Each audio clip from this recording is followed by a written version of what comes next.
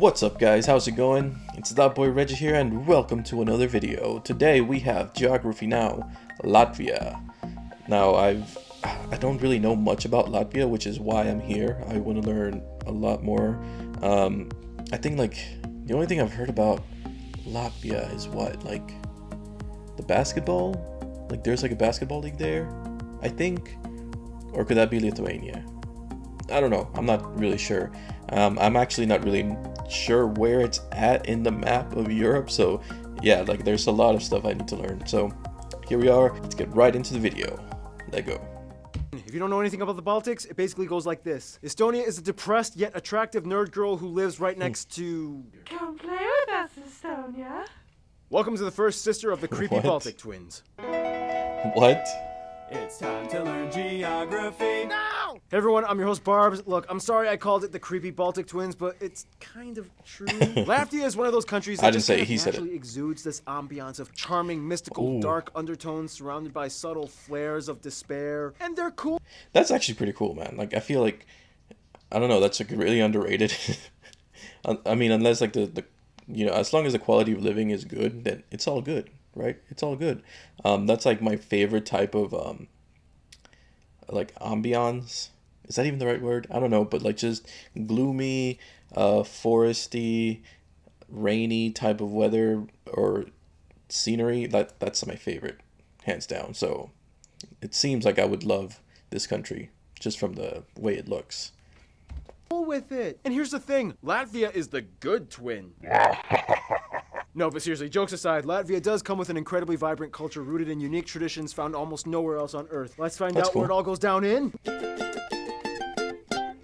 Oh, Latvia, you're like the most adorable horror show ever. Let's jump in. First of all, Latvia is located in the northern European region known as the Baltics, Oh, okay, location on the Baltic Sea, surrounded by 4 other countries. The country is divided into 110 municipalities Wow. and 9 republic cities, with the capital Riga located along the aptly named Gulf of Riga. Yeah, that's right, 110 municipalities. But keep in mind though, most Latvians like to reference the 5 historical regions of Latvia for cultural distinction: Kurland, Semigalia, Salonia, Vitseme, and Latgale. Speaking of Kurland, fun side note, Latvians actually once colonized Africa and the Caribbean under the Duchy of Kurland. They took over Tobago, and remember in the Gambia episode we talked about the Kunta Kinte Island? I don't remember that that. was Latvia. See guys, you gotta watch those obscure African country videos. Those are the ones with the strangest backstories that give you the best secrets for history. Anyway, the largest I'll cities get there. after Riga are Daugavpils and Liepāja, and the 2 busiest and international airports are Riga International and Liepāja International. Now Riga may be the capital, but it's a river city on the Daugava River, not a port city. So most shipments must come in either at Ventspils or on Liepāja on the Baltic coast.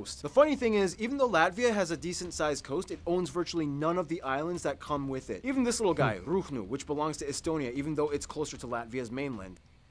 Dude, can I just have one island so I can build a patrol station? No.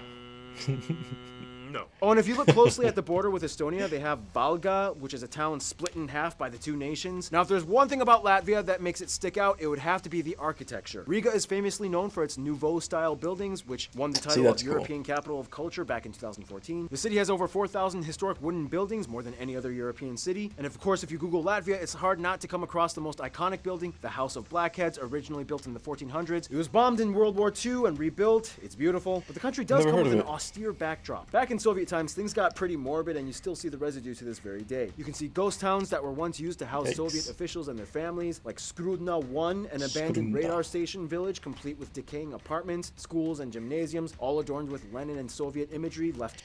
Yo, that would be so cool to go explore. I'm gonna look up after this video. I'm gonna look up urban explorers. Cause guys, I know there's probably people that actually go and explore these places, and I just love watching those videos. Yo, I would love to do this. I would just go to this country just to check out these abandoned places. Do you guys do that? Do you guys live in Latvia? Let me know. Do you guys do that? Probably not, but To rot. The Latvians kind of use this to their advantage, though. They even took a military prison and made it into the world's creepiest hotel. The Karausta Military Prison Hotel, in which you can pay to be treated like a prisoner of war in What? World War II Nazi Germany times. Your accommodations include getting yelled at and arrested, sent to a dark, damp, gritty room with no beds, only a light mattress and blankets on the floor, no room service, and you get locked in your room. Latvia! What? Speaking of which, you pay for that? What? You pay for that? You paid to get treated like a prisoner?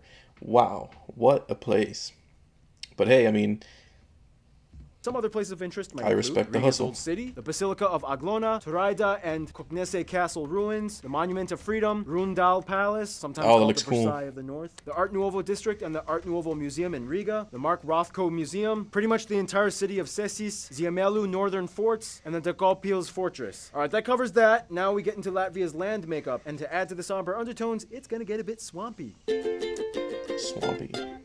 All the lands of the Baltic areas are like copy, paste, done. So if you watch the Estonia episode, you'll probably know what I'm gonna say. Latvia is located on the East European plain, generally a flat area, on average no more than 100 meters above sea level, with mild rolling hills every so often. Okay. The highest point, Geisenkults, is only about 312 Wow, meters. that is Fun not side note, Latvia actually had a little high competition at with all. Estonia, which kind of went like this. You know, Estonia, you got some great forests. You know, I admire that about you. Oh, come on, yours are nice too. Oh, well, you know, either way, it's not like we're gonna be climbing any huge summits, right? Because we are flat countries. We are flat. Oh, you're telling me my highest peak only 318 meters. How about yours?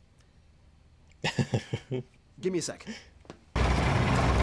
Oh, what a coincidence. Mine's basically the same height, just, you know, a little bit taller, but it's... They didn't do this. Did they really? That's so petty. That's so petty, but it's funny. Yeah, just whatever, yeah. Then in 2012, the tower was I'm pretty sure it demolished didn't go due to safety exactly like concerns. that, About but 10% it's of the still country is funny. made up of peat bogs and swamps, and over half the country is forested. That's actually an increase That's really as Latvia cool, is though. experiencing natural afforestation.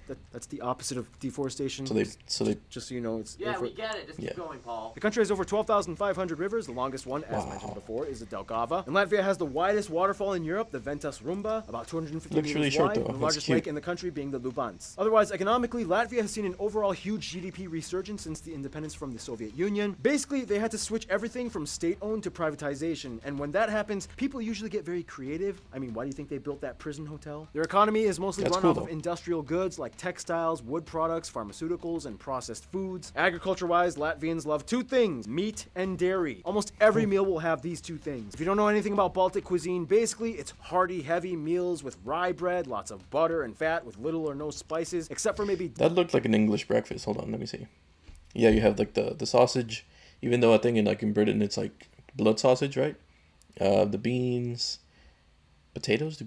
The British eat potatoes in like the breakfast. But I don't know. I don't know if this is breakfast. What is that black thing? Is that blood sausage?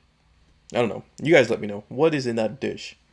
hearty, heavy meals with rye bread, lots of butter and fat with little or no spices, except for maybe dill and caraway seeds. They love caraway. They even put it in their cheeses. Of course, they also have their own specialties like sklandrausis,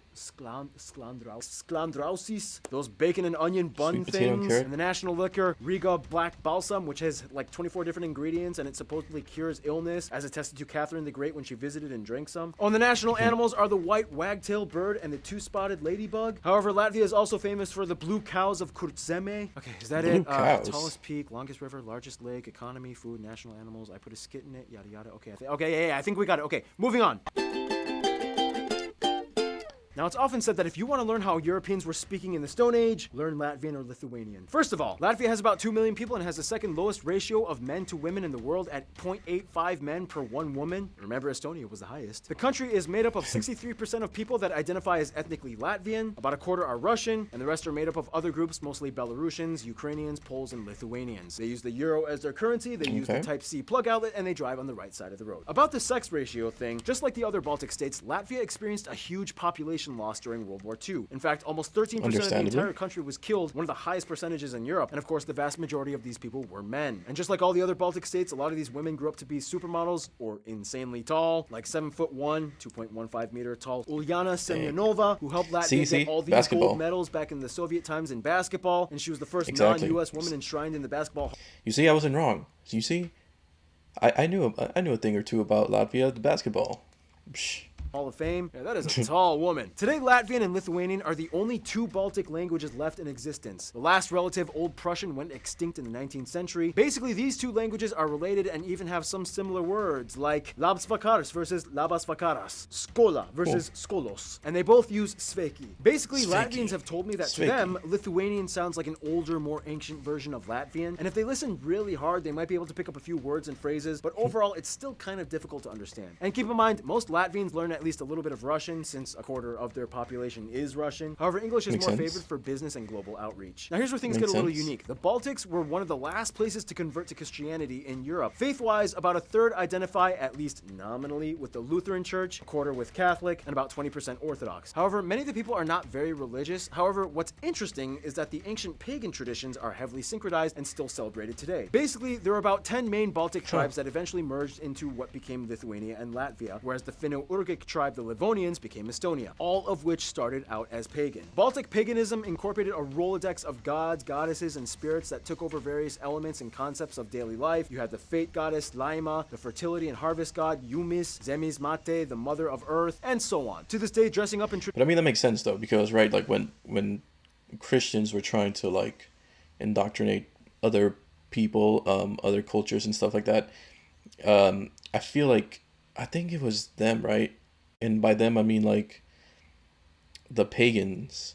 Like their culture was like so strong, like that they just pretty much gave up trying to indoctrinate them, and like they were like, you know what? You have this holiday. Well, now we have this holiday. That's the same thing. It's just a Christian name. So you're a Christian now. I think isn't that what happened somewhere along those lines?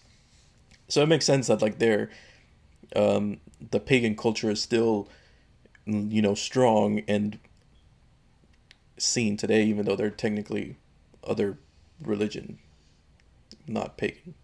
Am I making sense? Hopefully I am.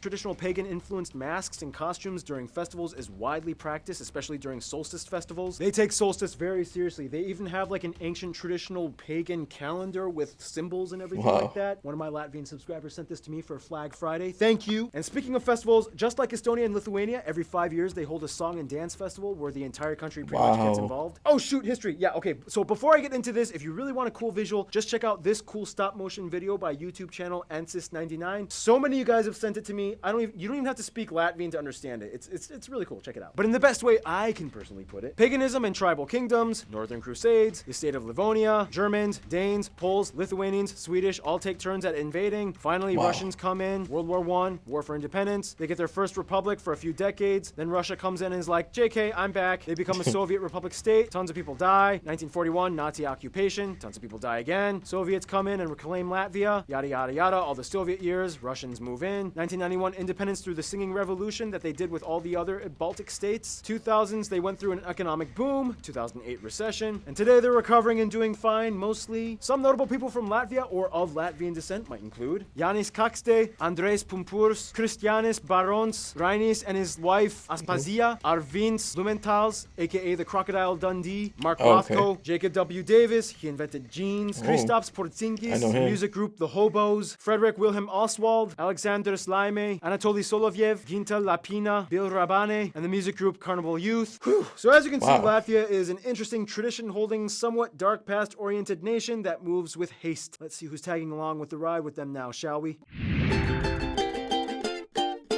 Now, in school, have you ever been sent to detention, and while in detention, you started talking to the person next to you and found out that you actually had a lot in common? Yeah, it's kind of like how Latvia made friends. As a member of the EU since 2003, as well as NATO and the Council of Europe, Latvia has significantly opened up to their Western counterparts, and has seen tons of diplomatic measures taken from the Germans, French, Polish, and Italians. Latvians get along pretty well with Ukrainians and Georgians, as they shared the same Soviet-occupied past, and a significant minority of people in Latvia are Ukrainian. Iceland was actually the first country to recognize their independence, and they shared the same seats on the Council of the Baltic Sea States, even though Iceland is not a Baltic state, but wait, huh? But when it comes to their best friends, most Latvians would probably say Lithuania and Estonia, even though Estonia pays more attention to Finland. All three Baltic states grew up together and graduated college, but Estonia got closer to Finland, and out of jealousy, Latvia kind of tried to hook up with Sweden, but Sweden was like, eh. Lithuania is like the twin that was separated at birth. Latvian territory was taken over by Germans in the 13th century, and Lithuania kind of went off and created its own empire with the Poles. In the end, though, the two sisters have always held on as the last surviving Balts in the world, and as crazy as things got, they will always be there for each other. In conclusion, Latvia has had a lot of pressure over the years from numerous factors, but they still pull through by embracing the austerity that enshrines them. That's so cool though, like just the amount of history Europe has in general is insane. Like there's so many different countries, so many different tribes, so many different cultures. It's incredible. Like I would just love to learn so much about it. Tuned Lebanon. is coming up next. Oh. Wow, well that was awesome. And yeah, I mean, see, I was right about the basketball thing. It seems like it's pretty big over there. Yo, like it sucks. Like they have, well, I guess it doesn't suck for the guys there because now like they have so many different women to choose from. But yeah, I mean, this was awesome. Shout out to all the Latvian people out there. Latvian? Is that how you say it, guys? Latvian? Latvian. I'm gonna go with that. Yo, let me know. Are you from Latvia? If you are, you know, tell me about it. Have you guys been like urban exploring to those abandoned cities? You know, let me know. And if you do, or if you know any like urban explorers on YouTube, just, you know, put them down in the comments. Like I would love to check them out. But yeah, guys, if you guys enjoyed, make sure to like, comment, subscribe, hit the bell so you guys can get my notifications. This was That Boy Reggie, and I'll see you guys next time. Bye.